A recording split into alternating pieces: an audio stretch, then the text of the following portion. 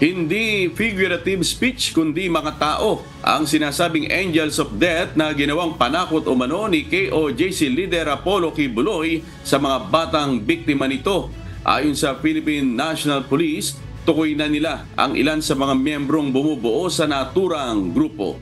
Iimbestigahan ng pulisya kung totoong mga militiamen at reservist ang mga ito at kung may mga armas din silang hawak. Yung Angels of Death po ay definitely hindi lang siya figurative speech. Existing itong mga tao na ito at may mga ilan na po tayong na-identify na mga pangalan. Kausap ko kanina si General Torre at we will be requesting the Firearms Explosive Office for the revocation po ng kanilang LTAP at firearms registration po.